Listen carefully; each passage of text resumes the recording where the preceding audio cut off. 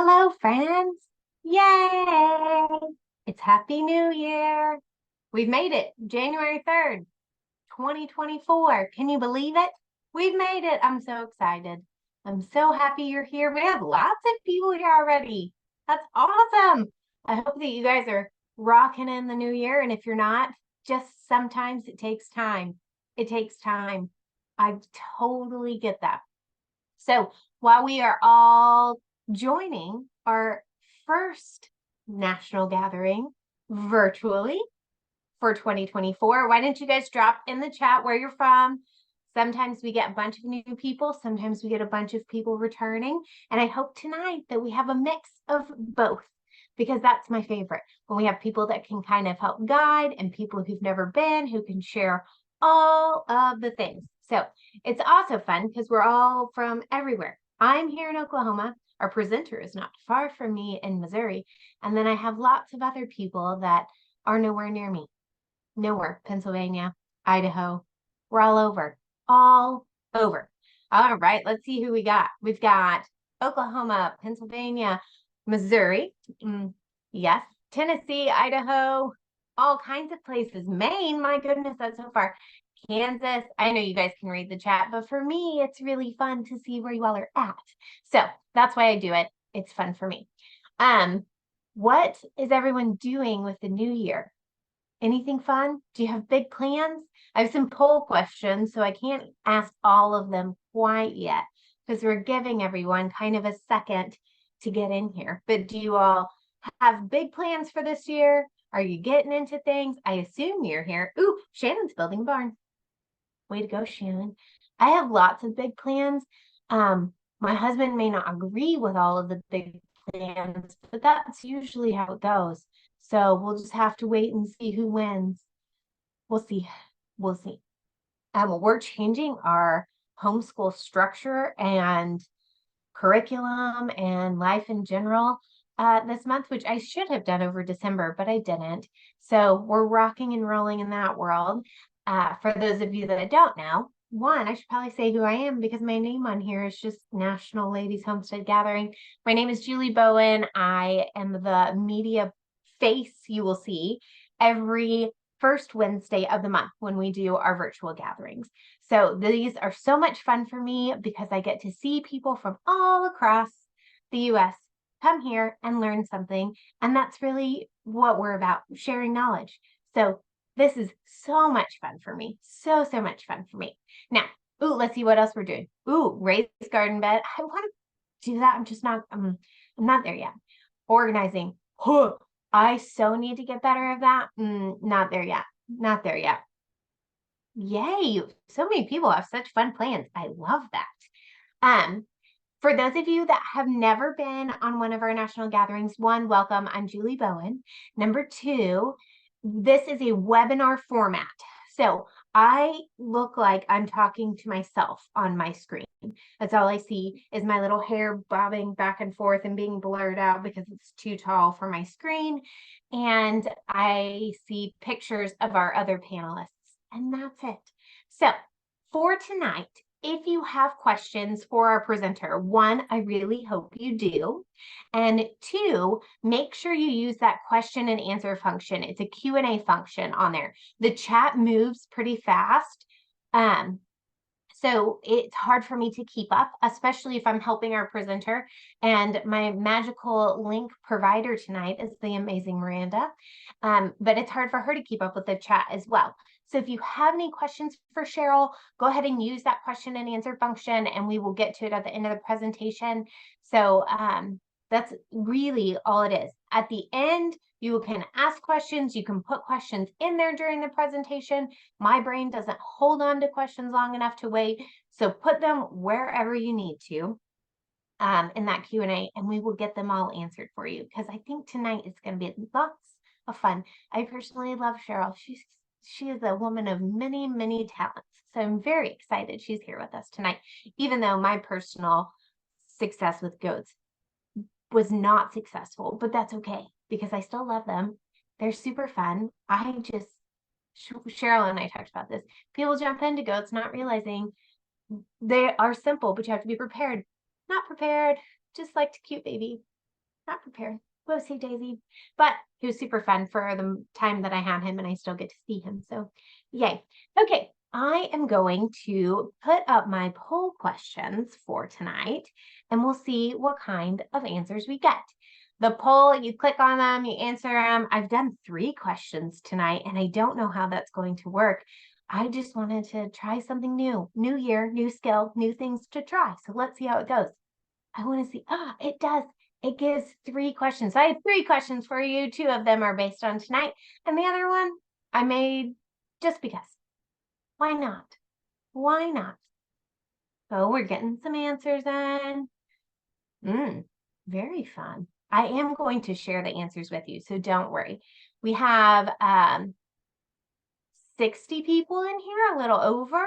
So we will give everyone kind of I tried to do 45 seconds because I know not everyone has ever used this. And the fact that I did 3 questions, fun, exciting, new challenge.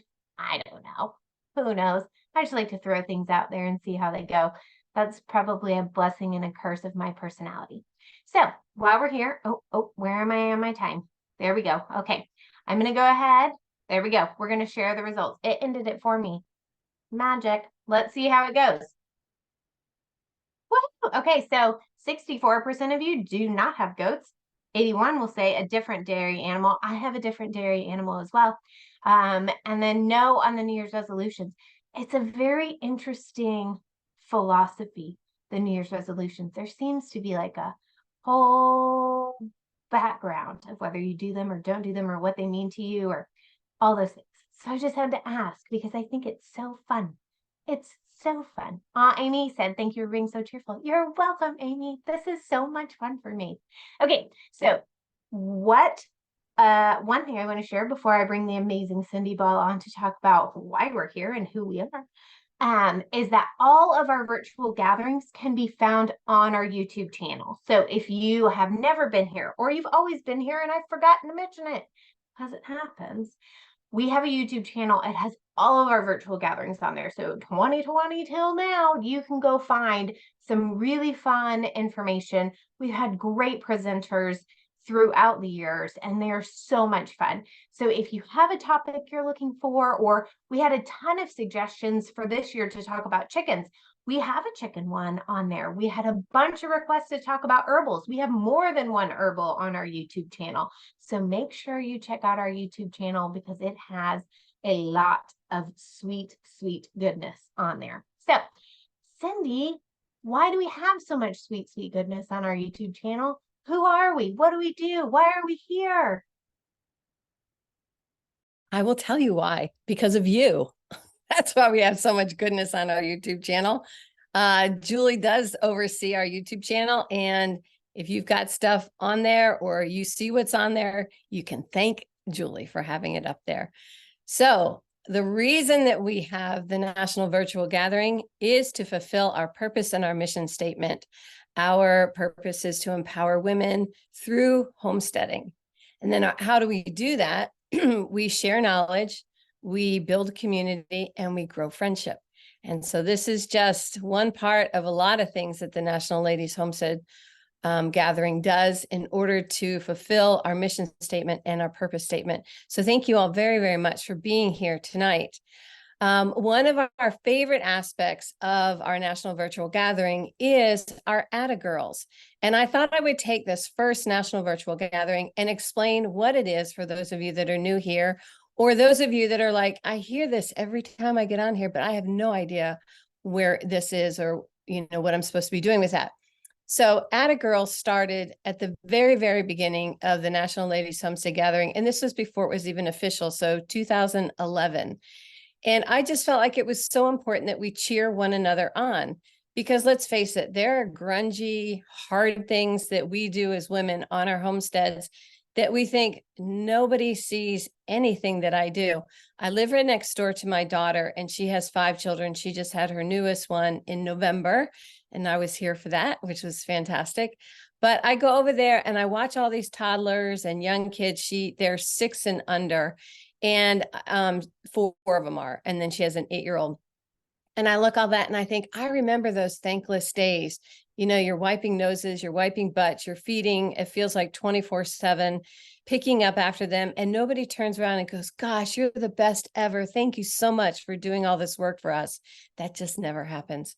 And so I didn't want that to happen as homesteaders either. So we do an Add a Girl where you come on. Miranda, our illustrious Miranda, who's behind the scenes tonight, she posts on Mighty Network, what have you done this month? And she'll name what month this is. And then when you see that pop up, that's when you start writing all your accomplishments. And then we go on there and we pick several of them to share on the National Virtual Gathering. Now, we can't share all of them because there's a lot. You girls are moving and working and making a difference on your homestead, but we will pick a few. However, I really encourage you to go on and look at those posts because they're very inspiring. And I know I've gone on a couple times and think, dude, these girls are accomplishing so much. And so it's just really fun to see what everybody's doing on their homestead. So that's what the Add a Girl is. So we're not going to go over any tonight, but February for sure, we will have a bunch to share. So be sure you look for that post when it goes up and write down what your accomplishments are. And it can be anything from planting your first tomato or your first seed ever to overhauling your tractor. We just want to celebrate with you whatever it is that you have accomplished on your homestead. So there you go.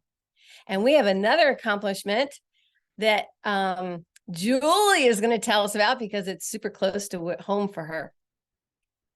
I am so excited that our next national gathering, so where we all come together, not just our local gathering, is going to be in Grove. It's very close to where our presenter is tonight. She actually has some very fun ties with where we are going.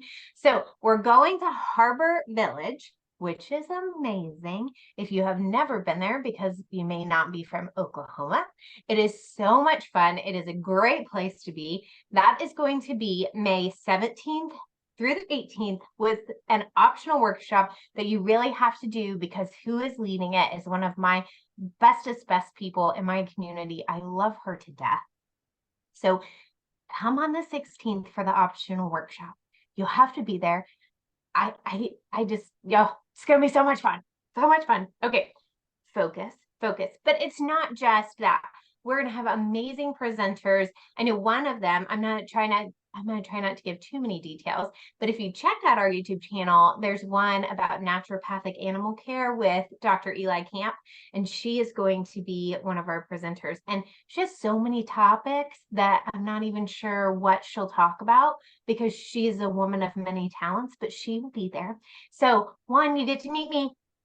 Two, Cindy will be there. So if you've never met Cindy, you'll get to meet Cindy. If you've never met Cheryl, who's coming on here pretty soon, you'll get to see her. And you won't get to see Miranda tonight because I'm a slave driver and that's what she's behind the scenes dropping all these links for me. She will be there.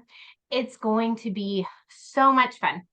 There's what I think will be a great time is on Saturday night. We're going to do a homesteader hangout. Miranda, you can like pop on if I said that wrong, but it'll be a great networking time. It'll be a great homestead trivia. What else do we do? Oh, and really, I think it's just fun time to like chat and unwind and build our community because our community is so much bigger than just the people around us because there's people across this whole country that has so much information that it's great. My children are getting ready to get here and they're not known for being quiet. So if it gets really loud, that would be why. Anyway, so I just wanted to let you all know that is VIP member tickets are $85. Miranda, again, if I say something wrong, please let me know. And that's for Friday and Saturday. And then if you want to come Thursday, because you really should come Thursday, Friday, and Saturday are $100. And then regular tickets for Friday and Saturday are $100. So make sure you come check us out. Oklahoma is a fun state. We have all kinds of weird places, things to do. Yes. Oh, yeah. Last time we did square dancing. I heard some great stories, Sheila. I don't think it was that embarrassing. The pictures I saw didn't do it justice. I am sure. So please come to Grove, Oklahoma, May. You need to come the 16th, but if you can't, the 17th and the 18th, it's going to be fabulous. You get t-shirts, You get to meet people. We're going to learn all kinds of things. It's going to be a fantastic time. Now, as I refocus myself, I'm going to bring Cindy back on because tonight we are demystifying dairy goats. We're going to get the snap going. But we have someone else in our community, Cindy, that is supporting us in our efforts to demystify dairy goats. Yes, we do. One of the things Julie and I talked about is we are going to start showcasing some of our partners who offer our VIPs discounts. I've met many of them and they have a lot of information. Now, this particular one that was supposed to come tonight at last minute, he had to cancel because of a conflict, but he has sent over to us a really, really nice giveaway for everyone tonight. And so the company is Shenandoah Homestead Supply. And I've met these couples 2 years, or this couple and his family, 2 years in a row in Virginia at HOA. And he has beautiful, beautiful milk supply supplies and equipment for those that have milk goats, milk cows, milk sheep, whatever you're milking, he has the supplies for that. So I really encourage you to go on and look at his website that they have. And it's Shenandoah Homestead. Oh, Miranda's the best. Thank you. That was last minute I threw at her. So thank you very much, Miranda, for that. And go on and look at them for that. What he is giving away tonight, it's a $55 value, which I was kind of blown away when he told me. And it's a stainless steel strainer with a plug insert. Now, I did have dairy cows and dairy goats. And so if you're not familiar with this, it looks like a gigantic funnel, but it's a little bit flat. And then there's a plug that goes in the middle of it so that you can put in your filter so that any hair or mud or dirt or whatever does not go into your milk bucket. It's very, very nice. And then Josh told me to let you all know, whoever wins it, if that does not apply to you, if you're not milking currently or don't think you're going to, you can take the value of that and use it elsewhere in his store. I will tell you, one of the things I bought when I was at HOA, in fact, several of us did, from his place, is he has beautiful, the old-fashioned glass milk jugs with the handles, and then he has the like rubber lids that are on it, not the paper ones that you sometimes see, but these are the rubber ones. So you can use them over and over and over. And he had pint size and half gallon and gallon. So a lot of really nice glassware that he did that pertained to milk products. So whoever wins that, just know that, yeah, good, Ann. Thanks for getting on there. But yeah, his stuff is very nice couple too. I just really enjoyed them. So I'm so grateful that they have partnered with us to give you all our VIPs a 10% discount out of their store. So that's the one. And then the other thing I had to tell you about, most of you know, Roots and Harvest is a huge supporter of the National Ladies Homestead Gathering.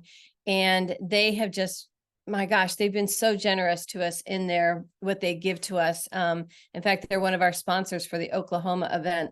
But anyways, every now and then they'll call me and ask about a certain product and if I'll try it. And so if nobody has used their safe crates for their canning jars, absolutely love those.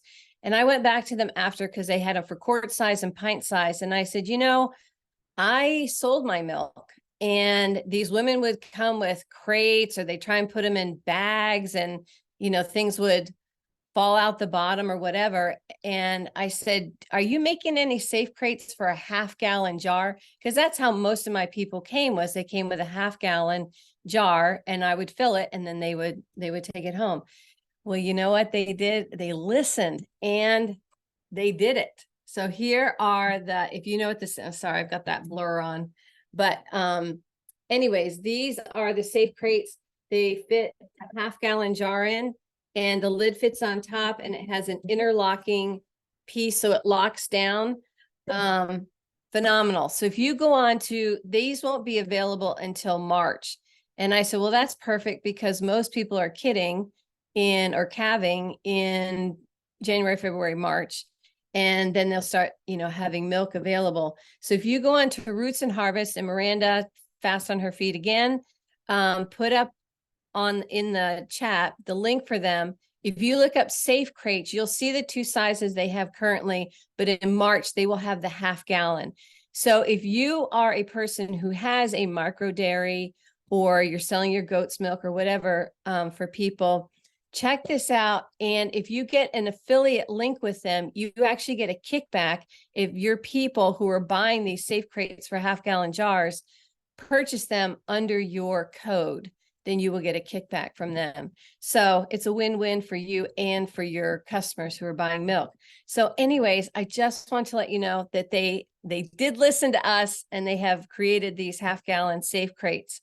Last thing I wanted to mention to you all, if you're wanting to know, so you can tell all your friends about this fabulous national virtual gathering that we have every month, on our website, nlhg.org, under events, Julie has actually listed all the topics for this year.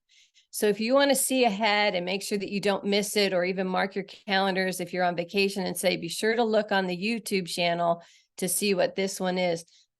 Everything's listed out. So you don't have to wait month to month to see what the topics are going to be. You can go on there and actually be ahead of the game by knowing what's coming up. So there you go. That's all the announcements I have. So Julie, back to you. That was a lot of super fun announcements, though. So much fun. The storage containers that Cindy was trying to show you are awesome. So if you've never been on Roots and Harvest and you don't do milk, I have my jars in them. They're so much fun. And I saw someone else, Roots and Harvest is a great place. You can lose a paycheck there. Just warning you. So be prepared when you get on there. Now, let's see. Have I covered everything I need to cover? Probably not. Something will pop in my head, but that doesn't matter because Cheryl is here to share her knowledge with us. So, yay, Cheryl, you want to come on and I'll start getting your, there we go. I'll start getting your presentation ready while you tell everyone who you are. Okay, I'm here. Hey, thank you so much. It's so exciting to be on here. Can you see me? Oh, are you I muted? think Yes, I can. no, you Yep. can, we can see you. Okay, wanted to make sure. So yeah, well, okay, because I can't see me. Okay, here we go. Hey, so yeah, this is exciting to be on here. And Cindy's right. One of the missions for National Ladies Homestead Gathering is to make friendships and community. And I'm telling you, I've been kind of networking with homesteading people for a very long time, but since we have gotten involved with National Ladies Homestead Gathering, we have just made just the best friends. I mean, it's just been great. So I encourage you to tell your friends about it, and anybody who's even thinking about, people don't have to have a homestead to be a part of the National Ladies Homestead Gathering. It is just a great place to to dream and think and just network and cheer on other people and the things that they're doing. So anyway, so tonight we're going to talk about why goats for your homestead, because I am one of them. I'm sorry, Julie, that you didn't have a good success with that, but we'll talk. Because I think goats, or dairy goats in particular, right now we're going to talk about tonight, is they're just the best. And let's go to the next slide a little bit. If you can hear me, I don't know if it'll let me. There we go. So I did not grow up in the country. I grew up in the city, up in Western New York, in a big city. And when I got transplanted here to the Ozarks, which that's a whole nother long story. But one of the first things that I encountered were goats. And of course, it wasn't very long before we had a few, and my husband was building goat shelters and fence and all the things. And we didn't know anything about anything. And so we were very big library people at that point, and we had to get all the books. And so so that's what we did to learn. And but a lot was trial and error. So that was like in the late 70s, early 80s. So we have been having dairy goats ever since that time. And again, we have so many stories and lots of trial and error, but we just cannot live without them. Actually, we've had them on every place that we've lived, before we had children. And then after we had children, our kids were raised with dairy goats. They were raised, doing the chores and milking. And, well, before that, they drinking the goat milk. And, and they were, getting up for school and milking, and then going on to school, sticking the cheese, the milk on the stove before they go to school, so that we could just make a batch of cheese real quick. So it's just one time. So when all of my kids were kind of grown and they all left the nest, and my son went off to the Navy, my youngest went off into the Navy, we decided, well, I didn't have any more help. So, and all this time we have both worked full-time jobs, and I just found myself out in the barn a lot of midnights and things because of that, because all the kids were gone, and we decided to sell what goats we had left. And so that lasted about 6 months, I think. And we had an opportunity to buy, well, actually, a friend of mine had a tragedy in their family, and he had to sell his whole herd, all of a sudden one day.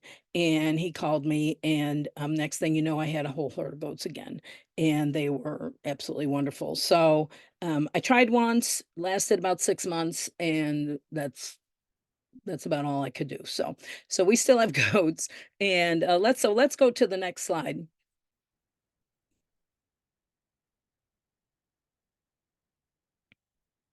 Okay. So why do I love them, and why do I think that they're great for Homestead? And honestly, they're there are a lot of things that you do have to think about before you buy dairy goats, but they're easy to handle for adults and kids. That's why you see a lot of kids showing goats at the fairs and in 4-H. That's a great 4-H project. And they are, when you have I like animals that are not bigger than me. So when you want them to move somewhere or do something or go somewhere, that you can handle them pretty well. Um, if they're tame, if they're tame. So that's handling, that's with anything. And I don't care if it's a horse or a cow or a goat or a sheep. The more you handle them when they're young, they're easier it's going to be for you. One time we got, so this was before we knew anything about anything, and we had bought a herd of goats. We bought some goats, and we got to the place to get them, and they were absolutely wild. We were trading some sheep for some goats, and we got there and we let our sheep out, so they were gone, and we went to go gather these goats, and they were wild. And we got them home, and we left them in the trailer for like, all night until morning, and thought, we'll just put some feed right here and keep them tame. They'll know that there's feed here and that they need to stay here. And we opened that trailer door, and the next thing you know, those goats were flying down the driveway, down the road, and we never saw them again. So, so anyway, so yeah, so they're easy to handle if they're tame right from the get-go. They are easy to care for. We are going to talk about a lot of things tonight about caring for goats, but and sometimes it can get really complicated, and people make it complicated. With any animal that you're raising, there are things and husbandry things that you need to know, but I mean, goats are really easy to care for have the right facilities, and we'll talk about that tonight. But the other reason that, you know, we love dairy goats is because there's just so many things that you could do with them. For one thing, you get this wonderful, beautiful, nutritious milk that you can use for, you know, for your own drinking, and you can make cheese and yogurt and ice cream and all the things with this meat, and that you can use your excess milk to feed your chickens and your pigs. And we've raised pigs on almost total goat milk before, when we had a whole lot of goats, when we were milking a whole lot of goats. And so goats can be used, even dairy goats can be used for meat products, especially maybe your bucks that you don't want, but kid bucks, and body products. Who doesn't like goat milk soap, goat milk lotion, goat milk anything? So that is a big business, and growing, especially in the last few years, because again, it is such an easy thing to make goat milk products. And brush control. You know, we'll talk later about the goats, you know, feed needs and foraging needs. And but yeah, if you have multiflora rose or blackberries, or brush that you don't want, and you have a place where you can, you know, the goats can get to that, and you leave them there, you won't continue to have that problem. So plus they're just so cute. Like, who doesn't like goats, especially baby goats? They're just so cute. We love them. So also, and I've had laryngitis for all weekend. So yesterday is the first day that I was talking. So if I cough too much or stop to take a drink, that's why. So anyway, okay, let's go to the next slide. See that little goat there? That's one of my little baby goats. Okay. Okay, so, oh, that's kind of got out of sync there, that title. But anyway, so what breed is best? There are so many dairy goat breeds, and best is really what you prefer and what you want.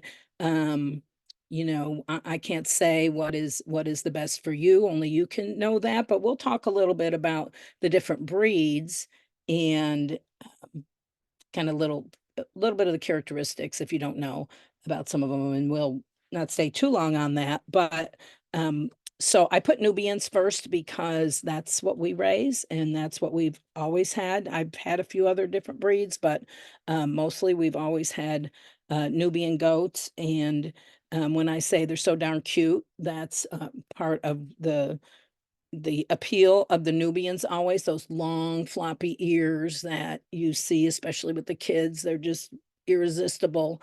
But we've always had Nubians. They're a large breed, and we're going to talk about the large breeds mostly.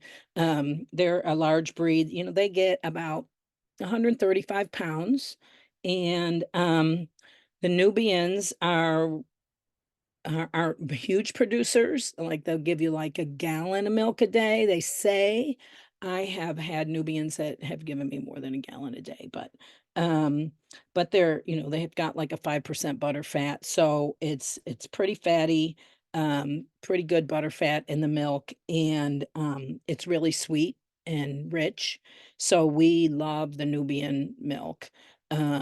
It's more, I think you would compare it more to a Jersey cow milk if you're comparing goats to cows. So, but the Nubians they are kind of stubborn, and they are um, kind of willful and cunning. And the Nubians holler a lot, and you know, they sound like they're in pain and they're going to die, and sometimes. And but yeah, they're a little whiny, and so they're spoiled and whiny a lot.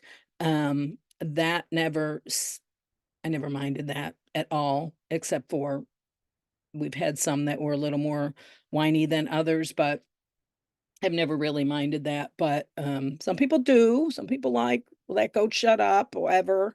But that's that's just part of it. But we just love the Nubians. And then so then your Saanens, they are like an all white breed. They are more like, if you were comparing goats to cows, like a Holstein. You know, they are very productive. You know, might give you up to 3 gallons of milk a day. They have less butter fat in them, but they are calm animals. The Nubians are calm too. They're just bossy, but they're, you know, they're calm. They're great with kids. They're a nice goat. And if you don't want as much butter fat, they're a great choice. They are, you know, some of the highest production goats in the world have been Saanens, but they're nice.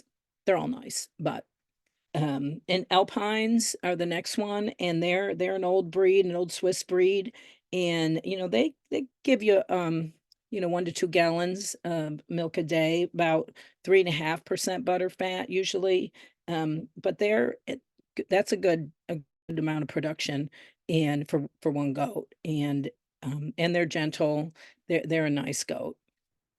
And then they get about 130 pounds. So most of them are the Nubians, the Saanens, Alpines get about 130, 135 pounds.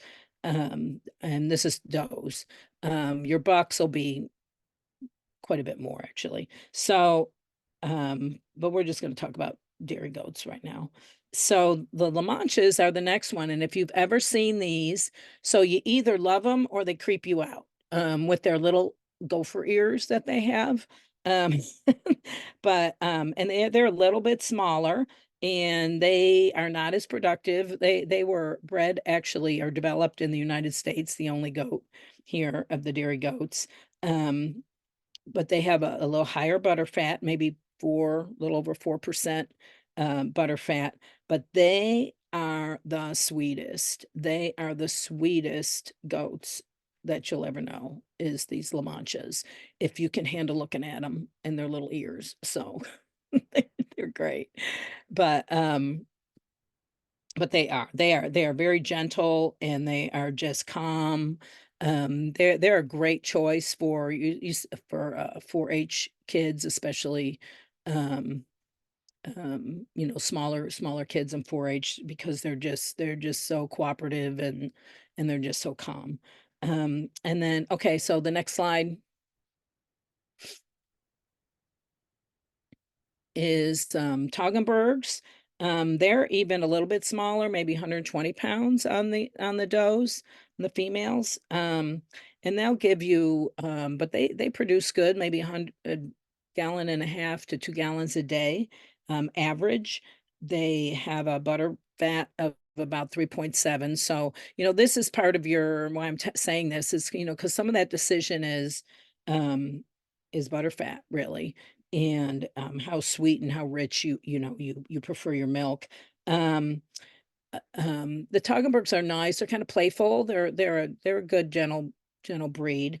The only goat milk I've ever had that is kind of off tasting though was the Toggenburg. I just want to be honest, but I just have never kind of gotten used to their milk, but it might have been the milk that I had from them, but or what they were eating. But I've heard other people say that. So just go with that.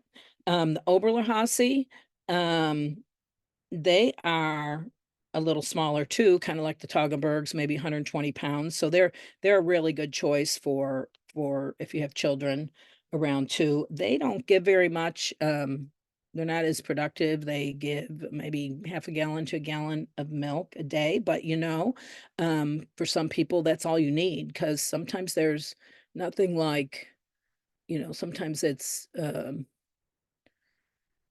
having 3 gallons of milk a day is too much for some people. So a half a gallon to a gallon a day, and they have probably what they say that it is a 3.8% butter fat, and these Oberhaslis are just so sweet to me. And if I was going to get a new breed, I would probably get them because they are just really willing to please you. So they're very cooperative. Where the Nubians, they're kind of stubborn sometimes. Um, I'm just used to them, but they just are willing to please you, which is also why they use the Oberhaslis for pack goats a lot of times, because they, kind of go where you want them to go. So, kind of dual purpose dairy goat. And then we have the Nigerian dwarf, and they have grown in popularity so much in the last few years. And one of the reasons is because of their size. They get about 50 pounds. So they're like little short, they're not minis, they're their own breed, but they look very much, they are very dairy.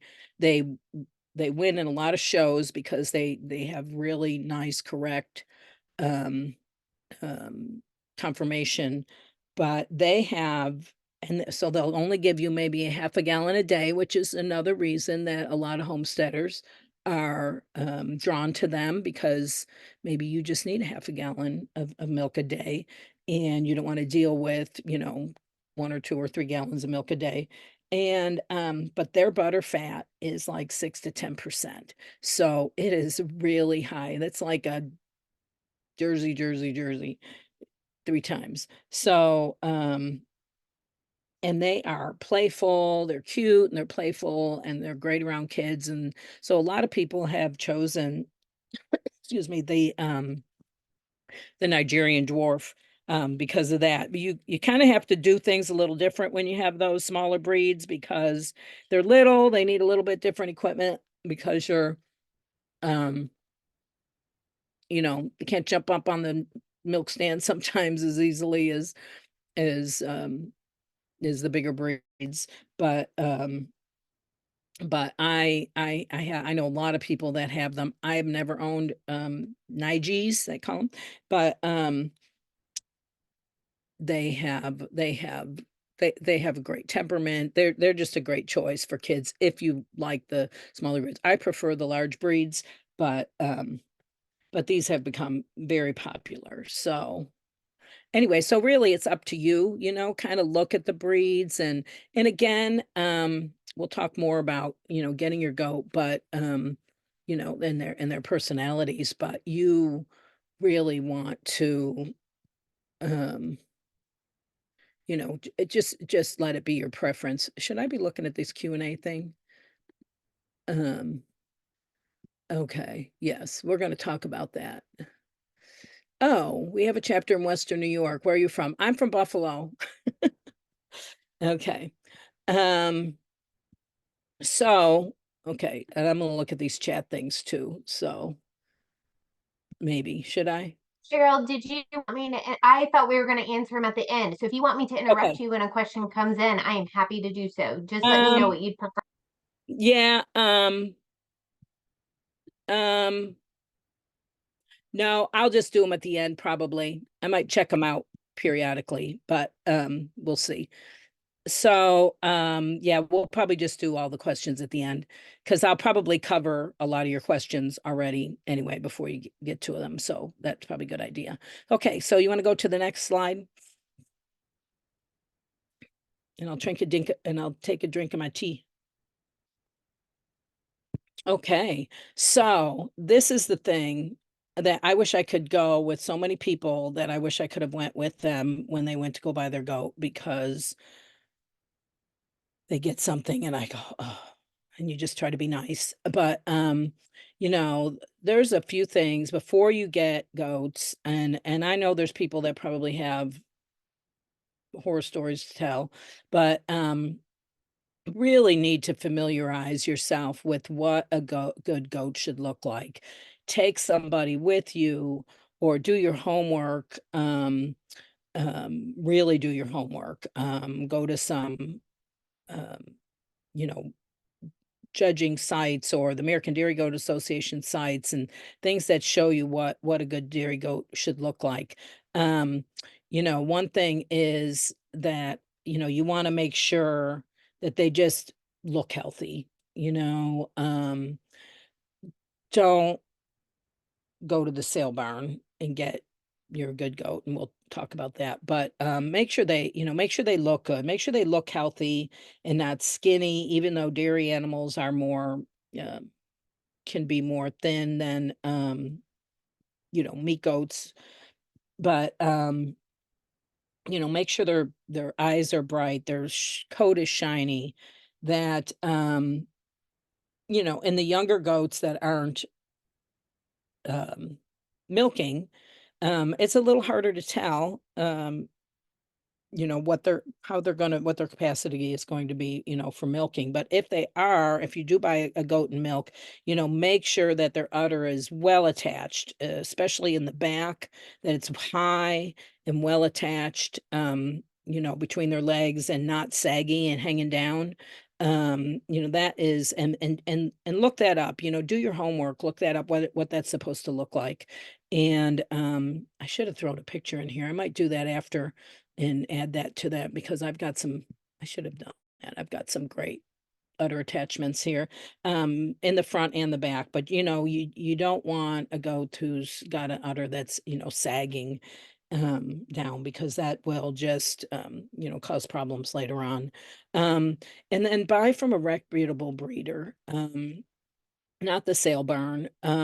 People, it wasn't always this way, but people take their animals a lot of times to the sale barn because they're culls, or they've got a problem, maybe they got a disease, maybe something happened, or they're showing signs of something and they just want to get rid of them real quick. So and y'all probably already know this, but it's a reputable breeder, somebody who has the parentage on their property, or can show you the parentage of these animals. And I we used to register all of our goats. We don't register them all anymore because not I just don't, probably should. But if I was going to go out and buy a dairy goat from somebody, I probably wouldn't buy one unless I knew um,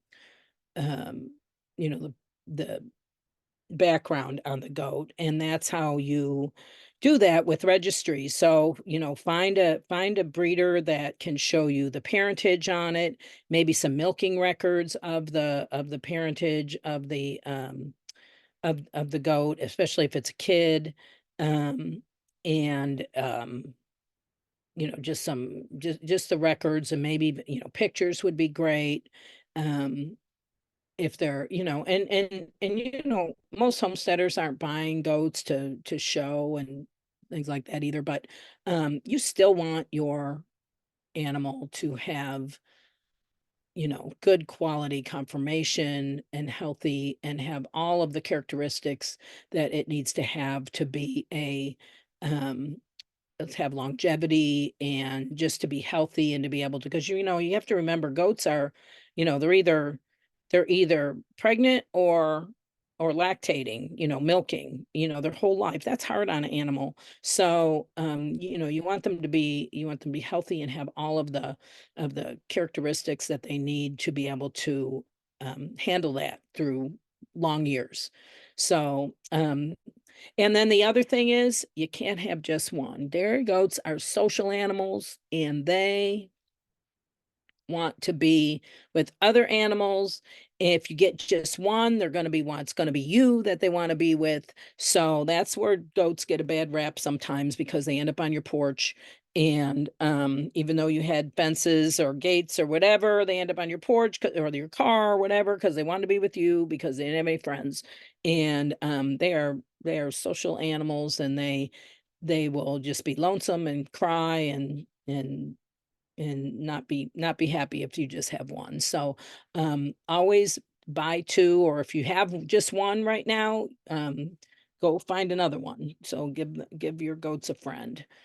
Okay, let's go to the next one.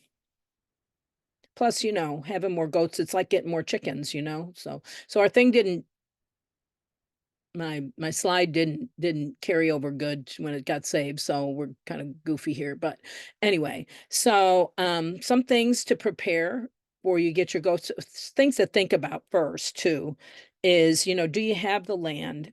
Do you have the pasture, or do you have, you know, woods, or do you just have, if you just have a 16 by 16 foot cattle space and you're going to put that goat in a dry lot right there, you know, you might want to think twice about having goats, because healthy animals, you know, need to be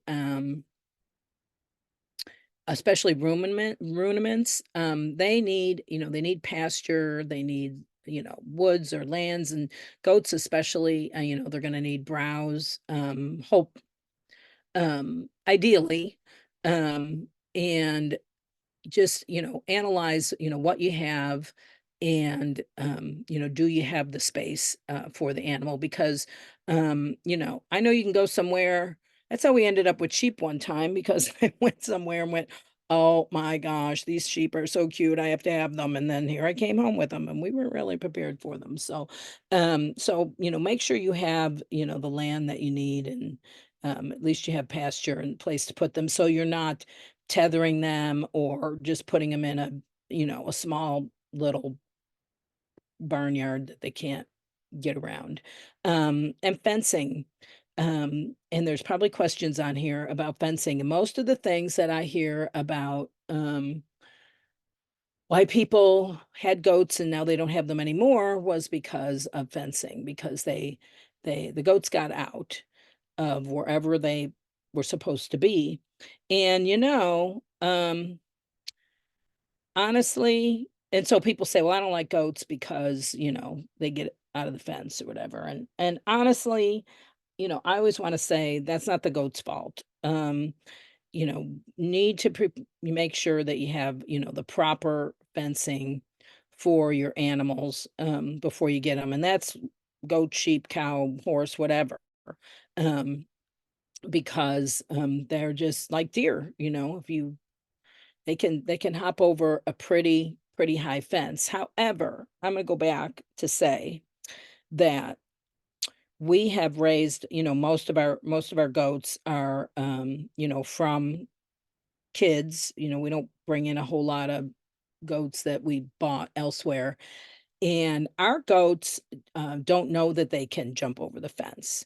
Um, so most of the fencing that we have is just on the perimeter um, is hog panels, and which are what, 3.5 feet high, 4 feet high, something like that. Um, because our goats don't know.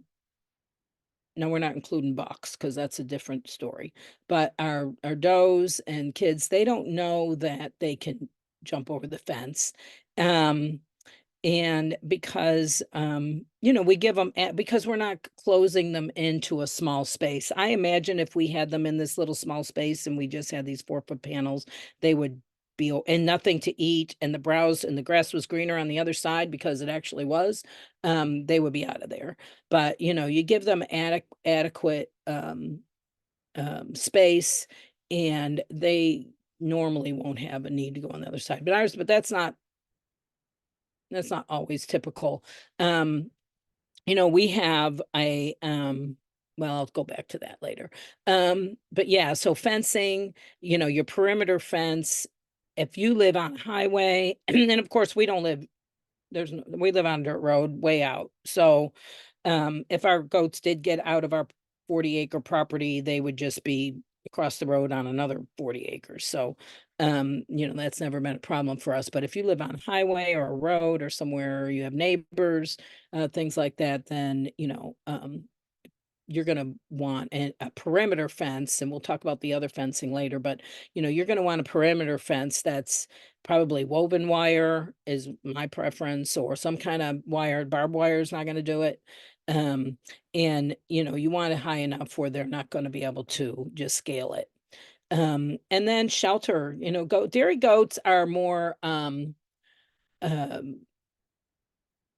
kind of fragile than maybe meat goats or even sheep or hair sheep, things that a lot of people leave out in the pastures at night or whatever. We have always housed our dairy goats, and they don't like rain. They go run in the barn when it starts to rain. And so you need a dry, as long as you have a place that's dry. It doesn't have to be fancy, but as long as you have some place that's dry and shelter from the wind and the elements, that's really all you need. And you can get is, fancy as you want, and a big barn and enclosed and have pens inside, and that's really nice too. But as long as you have a shelter where they can get out of the wind and the rain, and have bedding, that's you could get away with that.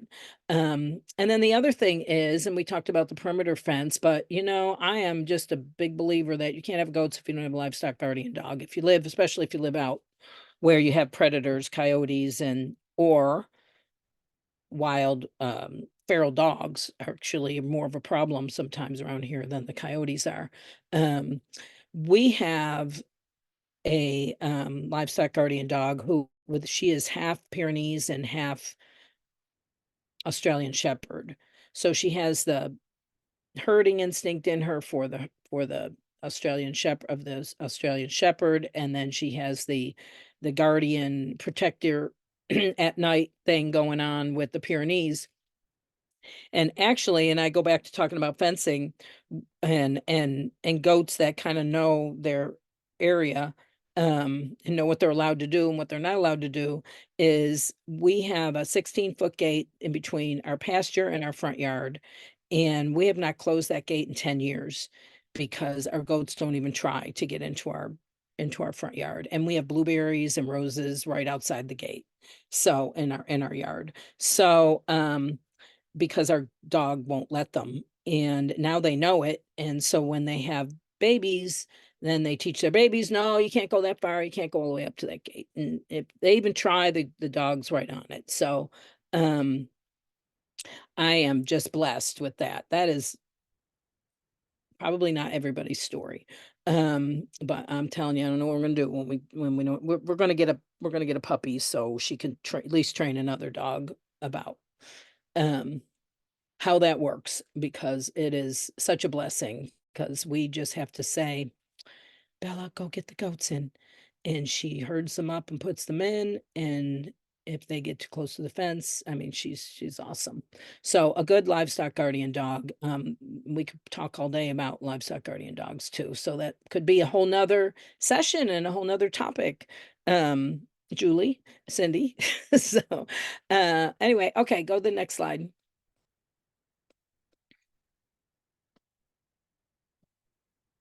Okay, yeah, this here, and here's another thing we could talk about for till the cows come home or the goats come home, is feeding options. And our, contrary to popular belief or some belief, goats don't eat tin cans and clothes. And people think goats will eat anything, and they also don't eat the hay that they trample onto the ground. So like cows or horses will. So goats will, they can be picky eaters. And I feel like they're picky eaters because God gave them the wisdom in their nature to know what they need for their optimum nutrition. So that's why goats are browsers, and they don't apt to eat toxic plants very much. So there are some plants that are toxic to goats, but they pretty much know what they should eat and what they shouldn't. So so there's so many feeding options, but ideally, now if you have everybody does not, I realize everybody doesn't have this situation, but ideally it is, it would be very nice to have a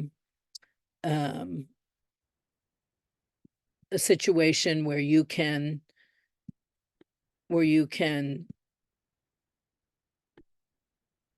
section off your pasture area where you could rotate your goats into, you know, the good pasture that is, you know, they graze it down till it's maybe 6 inches, and then you can move them to the next pasture, you know, every few days. That is ideal. We have 40 acres here that our goats run on, so they're up in the woods a lot. When we put them out onto a certain pasture, then this one different one we have, then we separate them out. But when we have them on the 40 acres, we are not rotational grazing them as much as I would like. But we're working on that. But they have a lot of woods and browse and good grass, and so they're not grazing in the same spot, you know, all the time. They're always off to somewhere else. And but ideally, you know, a good quality pasture, forages in your pasture, you know, lespedeza and clover and maybe some legumes, you know, like clover, and of course alfalfa is nice too, but you know, those are ideal for your goats. And you know, a lot of people, we feed, and I'm just going to go, because we could be on this topic for a very, very long time, but I'm just going to tell you what we do, because it's worked for us. But we have tried a lot of different things. We do feed when your goats are not pregnant or milking, or maybe late gestation, you know, they don't need high quality, you know, alfalfa and a lot of feed, you know, goat ration feed, when they're in that state. But when they are milking, you know, then their feed and their nutrient um, needs are different. So, you know, a good quality grass hay most of the time is what's great when they're not out in the field. Even in the summer when our goats are grazing, we still keep a little hay in the barn for them at night. That way they don't ever get spoiled to not having, you know, just dry hay. And then, but not much, just enough for them to have something to chew on and something to do so they don't get in trouble at night. When we do feed a ration to them, we feed them a 16% dairy ration, not a goat feed. We feed like a dairy cow ration to our goats. But they don't need very much, mostly when they're just, you know, being milked. If you're feeding, you can also feed your goats like pelleted feeds, if that's what you need to do, with, you know, alfalfa or timothy, depending on, you know, what stage of need your goat is in. But you know, you can feed them pelleted feeds. You can feed them like chaff hay. It's like a compressed um or compressed alfalfa hay. We've done that. Actually, we've tried doing that some, and that has been very nice for conditioning our goats and for milk production, which is has apple cider vinegar in it to ferment it. So that has been really nice, and to keep their body conditioned. But you know, the biggest thing that, without getting real technical, you know, because goats are ruminants, and so they need, you know, they need to, you know, they'll chew on their hay, and they'll eat like, you know, a third of the time, and then they'll sit around and chew their cud for half the day, and which, you know, regurgitates that, and then goes, and you know, that's a lot of great science there. But you know, which is with dairy goats, with any ruminant, that's your key, is to keep that healthy, keep their gut healthy. It's key for us too, right? Keep their gut healthy. And so, when our goats are milking, we give them alfalfa hay or the alfalfa compressed chaff hay, fermented hay. They don't waste as much of that. We kind of like that because they don't waste as much. It's pricey, but goats waste a lot of hay. Again, they're picky. Once it goes on the ground, that's the end of it. They pretty much don't eat it. So, and then, when they're not lactating, we just give them, a good quality grass hay. And if you're, in a small space, the more you can rotate them into other pastures that they haven't been pooping on, is best, because, their parasites all come from, all the poop on the ground, and you don't, you know, our goats get a lot of browse, so we don't have worm problems so much because their worms are not up high where the leaves and the trees are, but it can be a big problem. Goats need minerals. They need, salt and calcium and phosphorus and magnesium, and um we feed loose minerals to our goats because I see a lot of people put out, salt blocks, and I see them at the store, or not salt blocks, but mineral blocks for goats. And, I just don't feel like they get enough minerals from the blocks, because I don't think they can get enough off of those blocks. And so, which is why, we feed loose minerals, to our goats, and most people I know do. Goats need copper. Again, we have sheep and goats, and they graze together, but they don't feed together because we feed different minerals and different feed for our goats than we do. Our sheep are completely grass fed. So, but goats or sheep get don't tolerate high copper levels. So a lot of people have a problem with that, because they're trying to, if they're feeding an all grain, some kind of feed for both their sheep and their goats, then they need to supplement copper for their goats because their sheep can't tolerate it.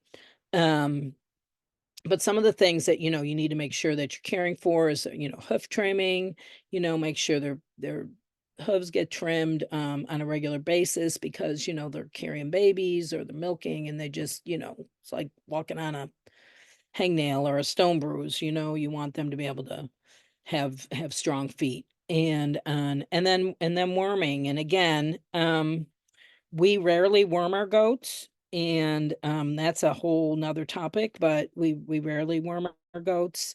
There's a lot of things that you can do to check to see if your goats are having worm problems. And I will put those links in there at the end for Julie to add to, so you can kind of see how that's done. But we mostly do a FAMACHA check score to see, looking at pull their eyelids up and see if they're that's a good way to tell if they're anemic from certain types of worms. And so we really don't. There's a lot of things that we look for to check to see if our goats are. Well, we just don't worm arbitrarily, automatically our goats. And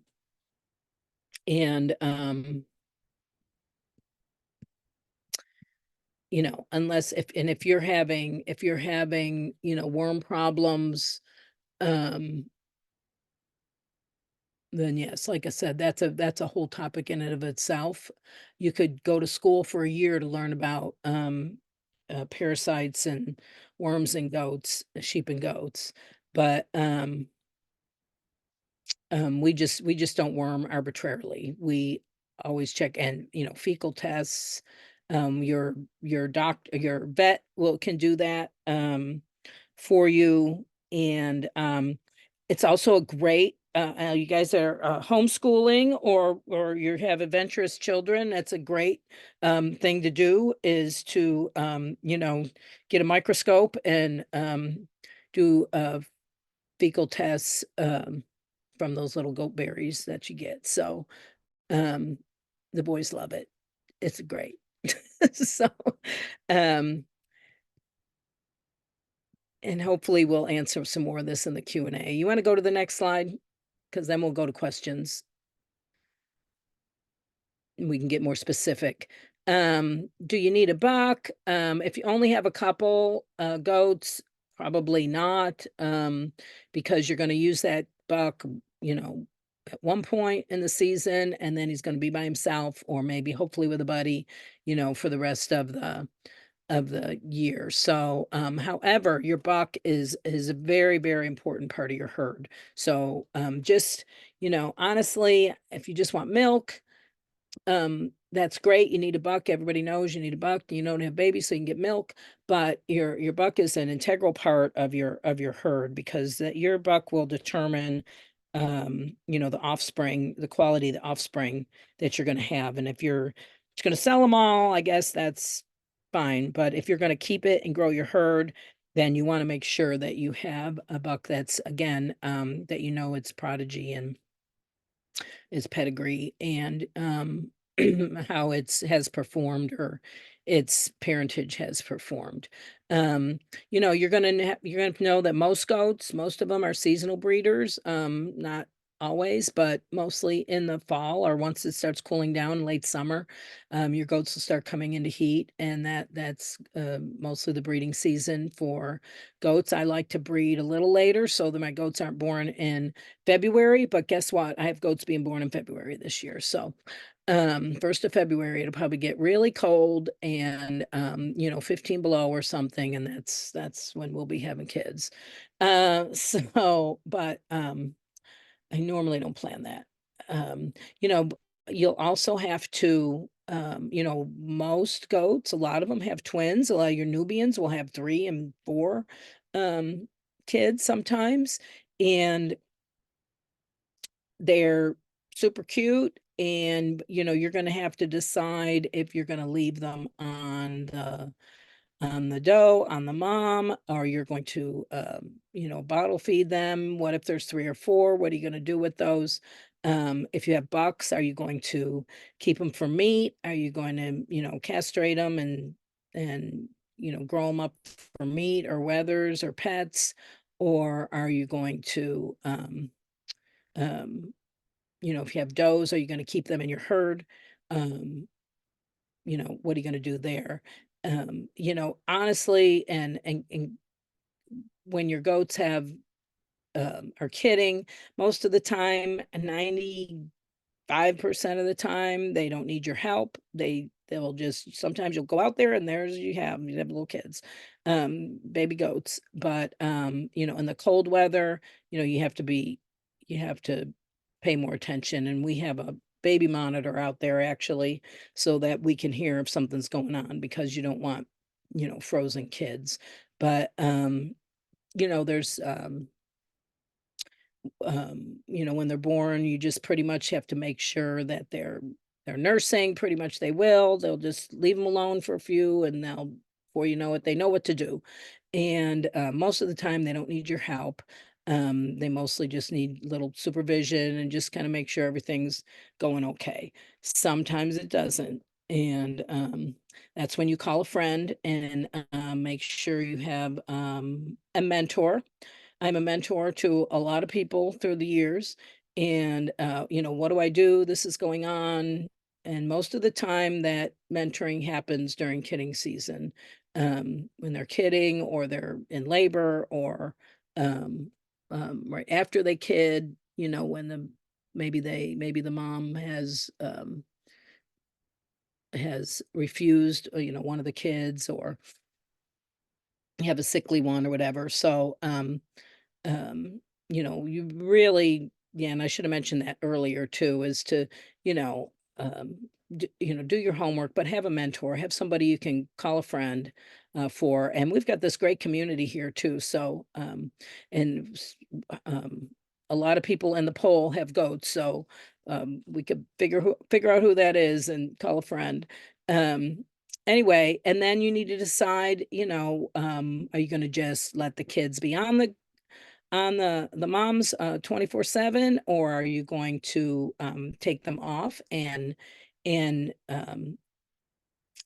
have all the milk for yourself?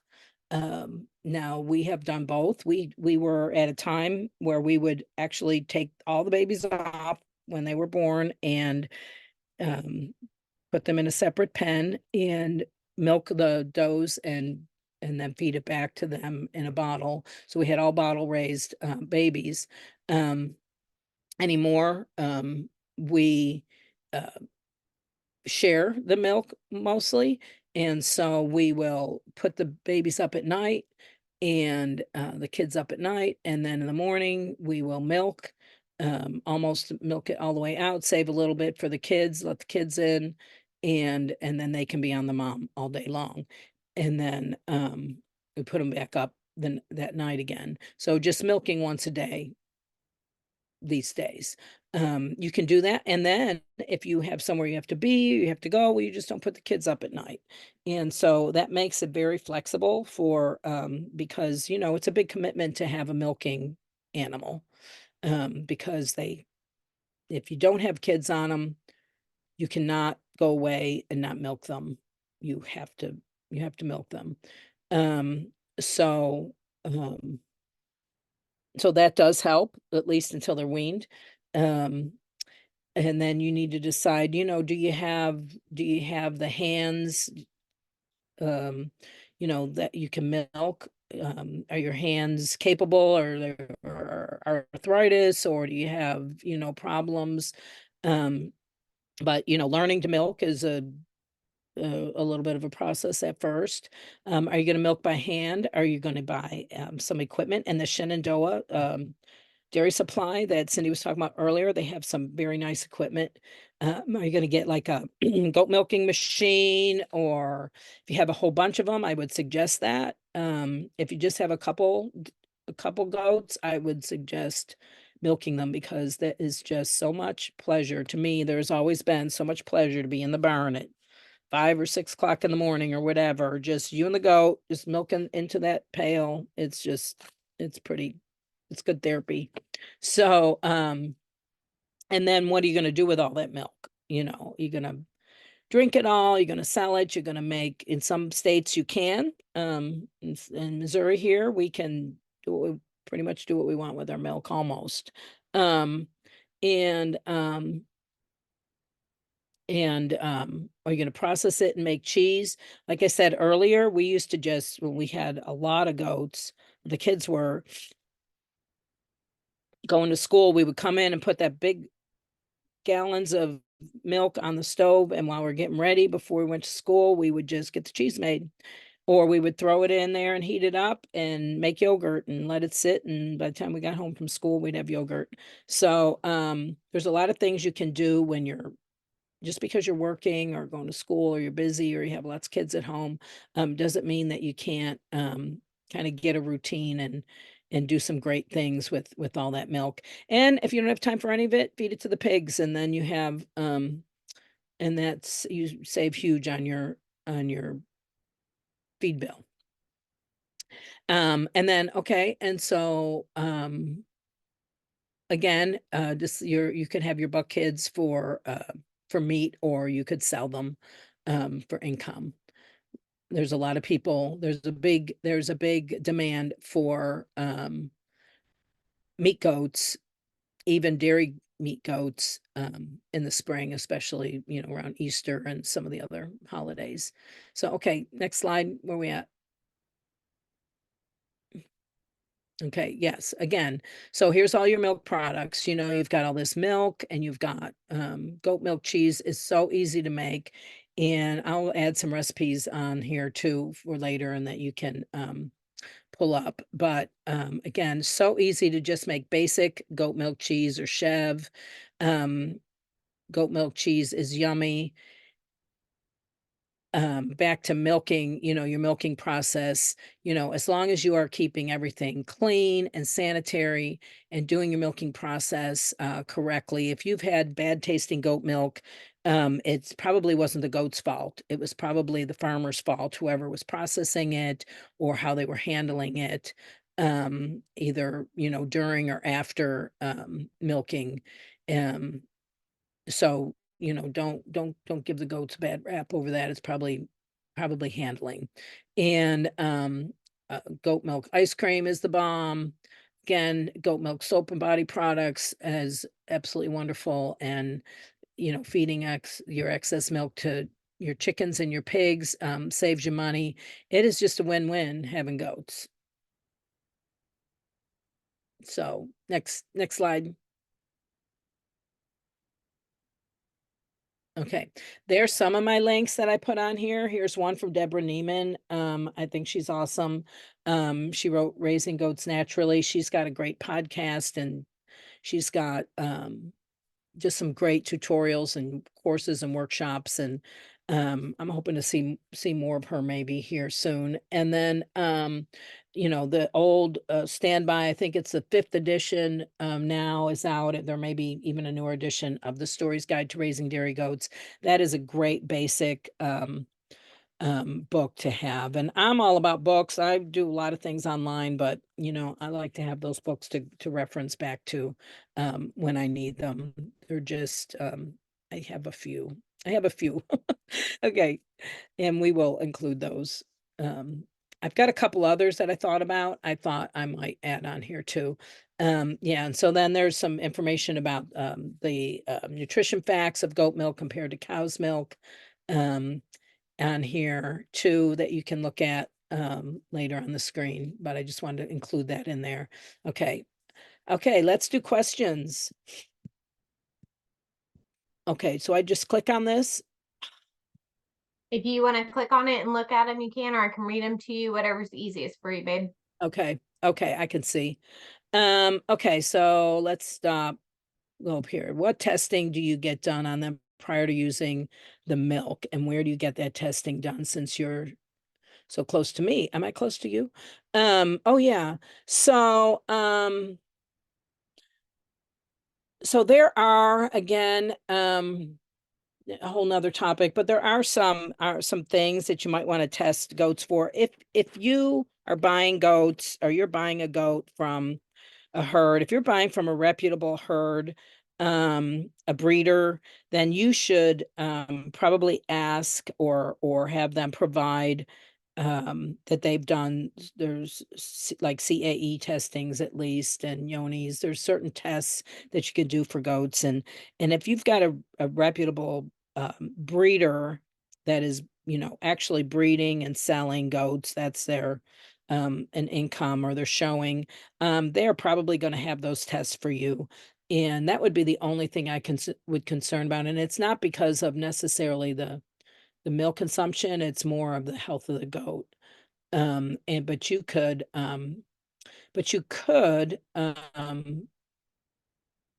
I'll try to, let me write this down, because I will probably try to send a link to tell you where you could send to get some testing done if you ever wanted to get into that and do testing for certain diseases that goats could be prone to. You could do that. Okay, so she also said, Tanya also said, your livestock lives out there full time. I'd like to know about more about that. Like what?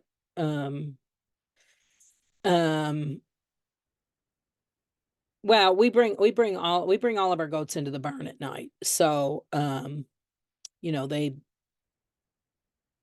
out all day in the day, but we do, even when we're putting them in other pastures, because our goats are tame and they just follow us anywhere.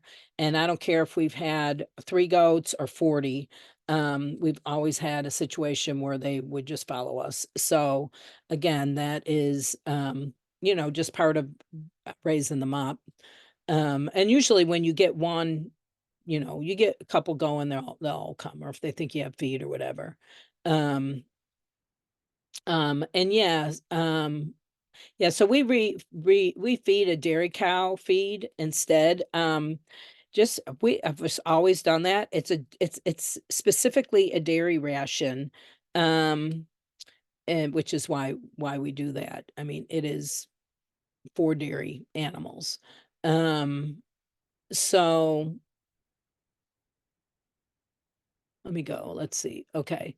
Um, if someone is starting out, what would be a good number to start out with? I know at least two.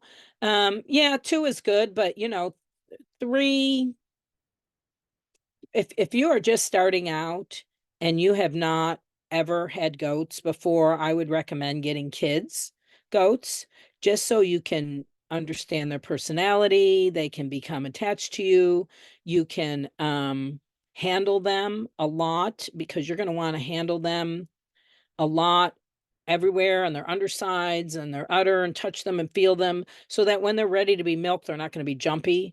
They will not care if you're touching them or where you're touching them. So I mean, I think three is a nice one, but it depends. I mean, if you um depends on how many also that you are willing to milk. um do you want to be milking two goats or three goats, and how much milk do you want, and how much, um, that too. So that might determine that as well. Again, we're talking dairy goats. Yeah, goats can be fenced with other animals like cows. They sure can. In fact, that's beneficial sometimes, because the cows and the goats eat different proportions of, I mean, have different grazing habits. And so that's a lot of people do that. It's fine to do that. Sometimes it's more of a logistics thing of how you're going to move your goats and your cows too. Yeah, and so then also the goats will respect the electric netting for rotational grazing, and I didn't get into that, but when we talked about sectioning off um, for sections for rotational grazing, that's exactly how you want to do that with netting, um, especially if you're giving them enough space and moving them. If you're letting them eat down to where there's nothing left, then you may have some issues. But always, always, always make sure your netting is hot. Always make sure it's hot. If you have netting that is not hot, um, you could come home to dead goats that have gotten themselves tangled in it pretty bad. Um, yes, AI for breeding instead of a buck is a great answer if you only have, especially if you only have a couple, or not very many goats to justify having a buck. And yes, that's actually a great alternative to having a buck. And sometimes for me, that's preferable, to be honest. If you have somebody that's skilled in, and if you've got a friend that knows how to AI, I mean, get AI, get your vet to do it too. But it's a little harder to tell when your goats are in heat, is the thing, when if you're not experienced or you don't know your goats well. um it's hard, sometimes it's hard to know when they're in heat if they don't have a buck. If you have a buck, they're just hanging around the buck pen. um yes, you can raise goat breeds together, Nigerian dwarfs and Nubians. Um, however, the Nubians are quite a bit bigger. Another thing I didn't mention is that we just bud all of our goats' horns, so that they don't have horns. Some people don't like doing that, but I feel like it's kind of like it's like circumcision. I mean, it only takes a minute, but it's I think it's the beneficial. They don't get their heads caught in cattle panels. They don't hurt each other. If you have small children, they could accidentally hurt a small child with their horns. So we have always disbudded our kids so that they don't have horns, but some people like them. And let me see. Yes, they can all sleep in the same pen. How do you keep your goats tame if they're on the dam? So you just handle them. You still got to handle, and and it's easy because there's a tendency to not handle them so much if they're, if you're not bottle feeding them every day. But cranberries, that's why I carry cranberries in my pocket, little raisins and things like that. You still have to handle them, and that's that'll keep them tame. Just because the older they get without you handle them, the harder it is to tame them back down. How often do goats go in heat? About every 18 days. It does depend. There's some goats like Nubians, for instance. Most goats are seasonal breeders in the fall. Nubians mostly as well, but they will come into heat at other times too. Which is why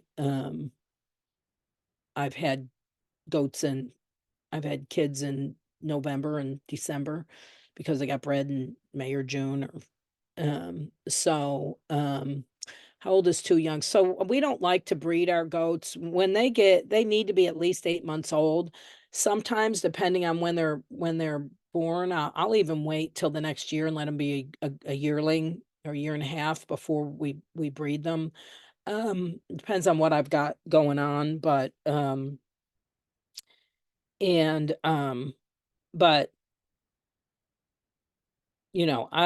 if they're born in January or February, I wouldn't mind breeding them in that next fall for the next, year, but I would wait till at least, October, November to breed them. But not not too much before that, really. Not that they haven't gotten bred earlier before, because they can get bred at 4 or 5 months. And so it's happened to me before, and then they grow with it. And I've never had any problems with it, but and then we'll mostly have singles if you breed them too early, but um it's certainly not ideal for them, as they're growing. Is AI expensive? Not really. Well, it depends on what you want. It can be anywhere from, $50 to $2,000, depending on what um what buck you have and where you get it. I do not pasteurize my milk prior to drinking. Never have. I have never vaccinated. I mean, I've never pasteurized milk. Well, I take that back. I've done it, and I used to have a pasteurizer. And but when you pasteurize milk, you're kind of defeating the purpose of having raw milk, in my opinion. Now, some people want to pasteurize milk before they feed it back to kids if they feel like the dough may have some, like a CAE, which is um kind of immune disease that they can get, and the pasteurization kills that. But that's a complicated topic. But no, we do not pasteurize our milk. If you use clean handling, clean equipment, sterilize your equipment, everything's clean, then you don't, there's not a need, at least for sanitary purposes, there's no need to pasteurize it, in my opinion. And then vaccinating for rabies. No, there are vaccinations that there's pros and cons to. Some people don't like vaccinate at all about for anything. But we do some vaccinations with our kids, CDT, which includes a tetanus because there was horses. We did have horses once, and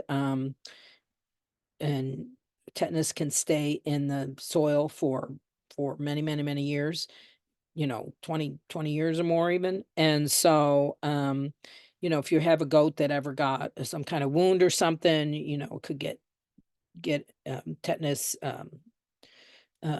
inject, affected by that. So we do not um, do a lot of vaccinations, but we do some. We do CDT and CD&T and and then some, if they have if they have a bad wound, or if we do castrating, we would maybe give them some tetanus antitoxin or something like that. But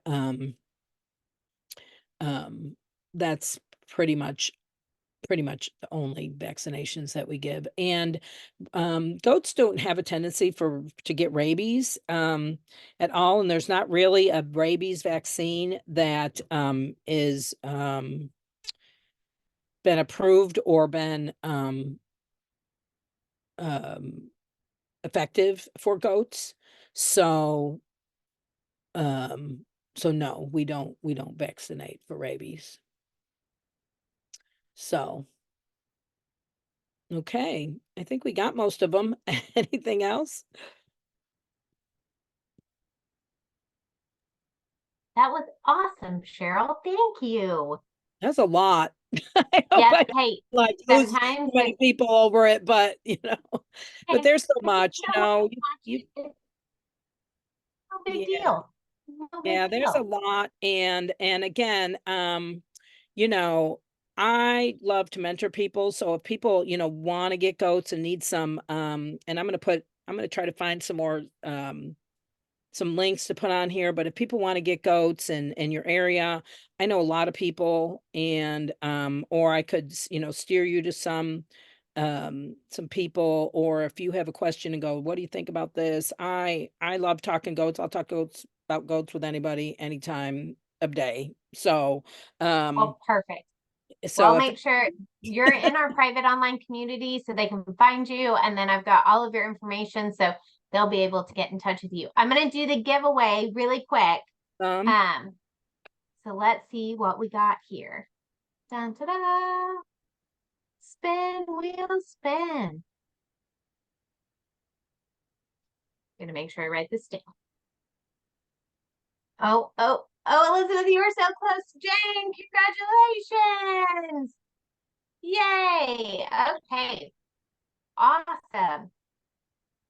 Cheryl, again, thank you so much for coming tonight. You did a fantastic job. I learned a ton, which has just been phenomenal. So thank you so much. you're welcome. It's my pleasure.